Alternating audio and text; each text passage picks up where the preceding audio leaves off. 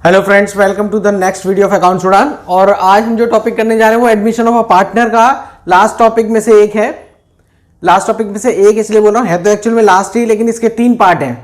तो 3 पार्ट में इस टॉपिक का नाम है हमारा capital adjustment, when capitals are adjusted. तो ये फाइनल स्टेप होता है और यही क्वेश्चन एग्जाम में आता है, ध्यान रख लेना। सिंपल क्वेश्चन नहीं आता, कैपिटल एडजस्टमेंट का ही क्वेश्चन आएगा। तो कैपिटल एडजस्टमेंट की 3 पार्ट है, मतलब 3 तरीके की कैपिटल एडजस्टमेंट है इन केस ऑफ एडमिशन। इसलिए वीडियो भी 3 ही बनेंगी। पहला पार्ट पहली एडजस्टमेंट के लिए, दूसरा पार्ट दूसरी एडजस्टमेंट के लिए और थर्ड एडजस्टमेंट के लिए तीसरा पार्ट। तो आज हम पहला पार्ट करने जा रहे हैं, पर फिर भी मैं तुम्हें तीनों एडजस्टमेंट आज एक बार बता देता हूं। पहली एडजस्टमेंट कौन सी है? When new partner's capital is not given, new partner's capital is not given and it is calculated on the basis of old partner's capital, old partner's capital। ये पहली एडजस्टमेंट होती है हमारे पास। और जो दूसरी एडजस्टमेंट होती है, when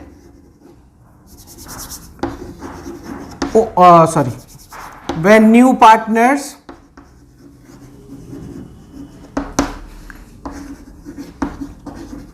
capital is given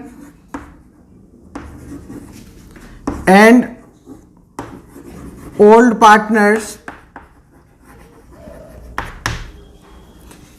capitals are adjusted in their NPSR, new profit sharing ratio, on the basis of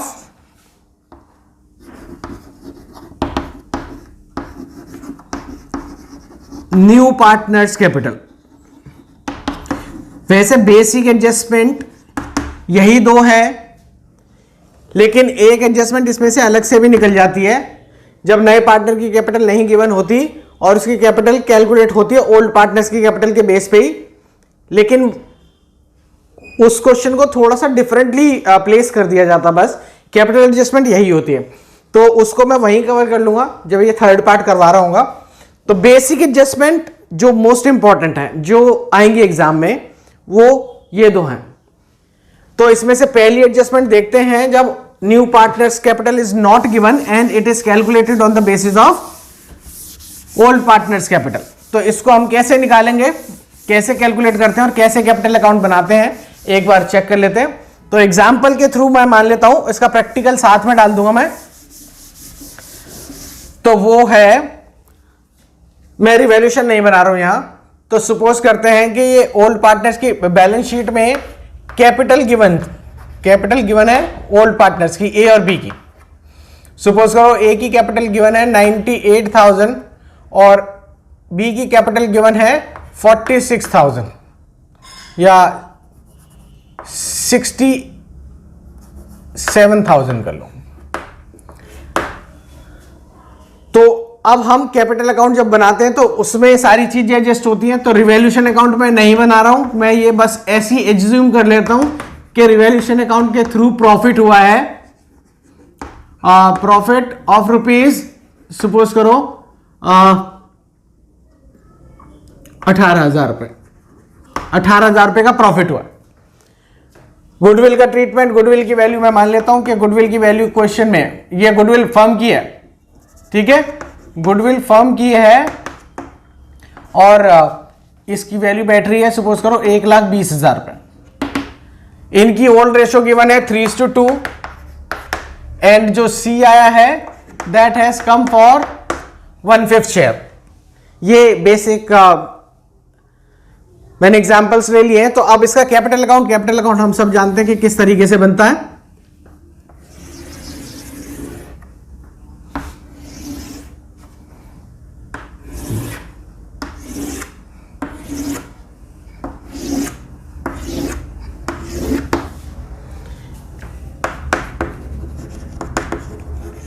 particulars A B and सी,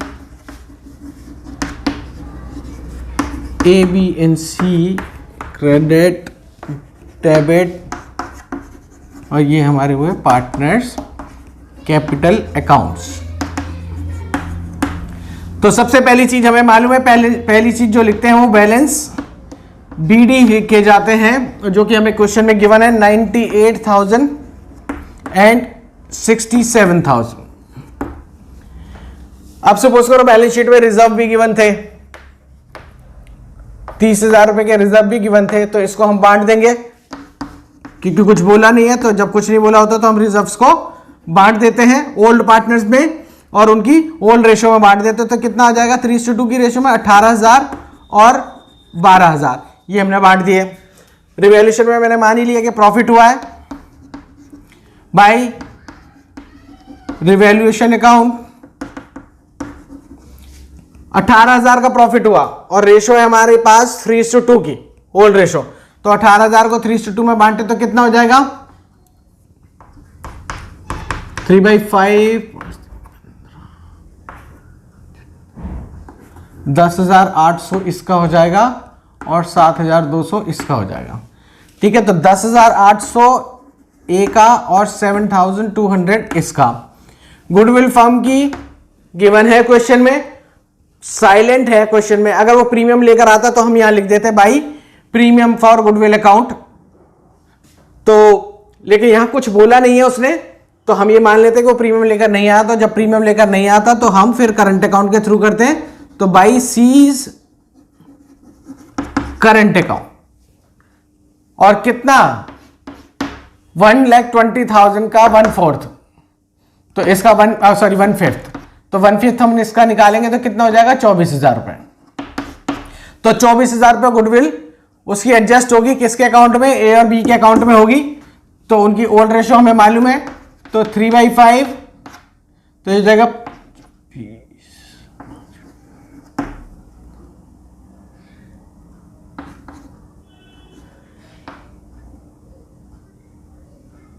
14,400 इसके और 9,600 उसके, तो यानी कि 14,400 ए के और 9,600 इसके। और सपोज करो यहां एक प्रॉफिट एंड लॉस अकाउंट भी गिवन था। बैलेंस शीट में प्रॉफिट एंड लॉस अकाउंट अगर एसेट साइड पे गिवन होता है तो वो हमें पार्टनर्स के कैपिटल अकाउंट में इधर लिखना होता है। तो यहां लिख देंगे हम profit and loss account. Suppose करो उसकी वैल्यू बता रखी है 20,000 रुपए, तो 12,000 और 8,000 रुपए का ये हमने कर दिया। और कुछ बोला नहीं है, बस नीचे अब मेन कैपिटल एडजस्टमेंट की लाइन बोली है,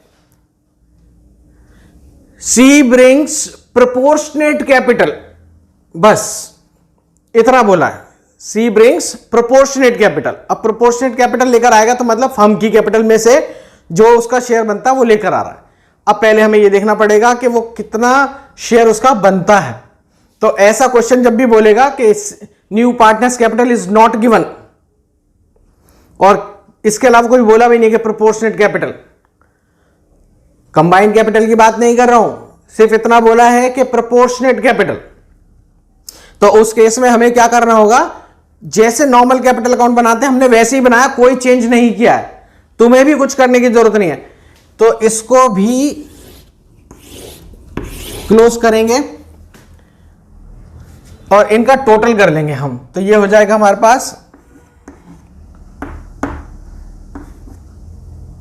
917 और 421 11 12 13 14 1,41,200 1,41,200 इसका। अब इसका भी देख लेते हैं, 008 16 18 और 7 25 8 9 95,800। तो बी की कैपिटल कितनी आई 95,800। हमें इसमें और कोई एडजस्टमेंट करने की जरूरत नहीं है।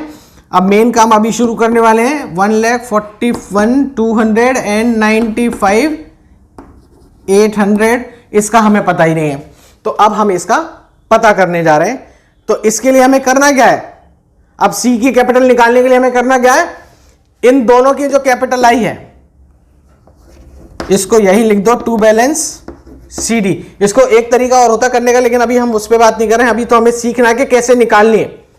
141,200 एंड 95,800 सी का भी हमें पता नहीं है, तो सी का पता करने जा रहे हैं अब हम। तो तुम्हें क्या करना है, ये जो बैलेंस हमें पता लगे हैं ए और बी के, तो कितना है 141,200 और 95,800, इन दोनों को टोटल कर लो, 0 0 और 0 7 and 3 and 2, 2,37,000 is the capital, combined capital of A and B. ये किसकी है, ए एंड बी। तो हमें मालूम है टोटल फर्म का शेयर कितना होता है, let the total profit method वाला 1 में से सी को कितना देना, 1/5, तो बचा कितना 4/5, यानी कि ये जो कैपिटल है वो किसके बराबर है, 4/5 के बराबर है, 4/5 के बराबर है। तो अगर 4/5 के बराबर है तो मैं ऐसे करके लिखूं 4/5 इक्वल्स टू 237,000। तो जब ये इधर जाएगा तो ऑब्वियस सी बात है रिवर्स हो जाएगा, यानी मुझे इसका रेसिप्रोकल लेना, मुझे इसका रेसिप्रोकल लेना है। तो हम इसको कैसे कर देंगे, 237 इंटू 5/4। तो 5/4 अगर हमने कर दिया तो ये हो जाएगा हमारे पास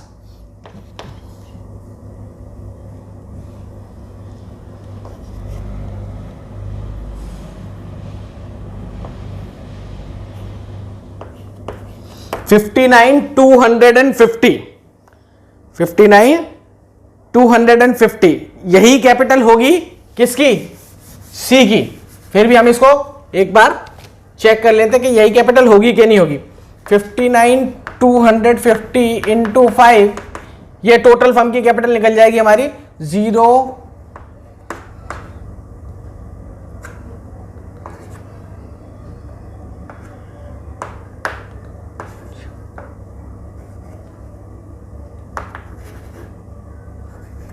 296,250 is the total capital of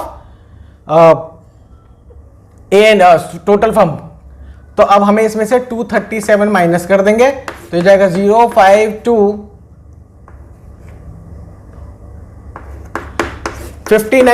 is the capital of C।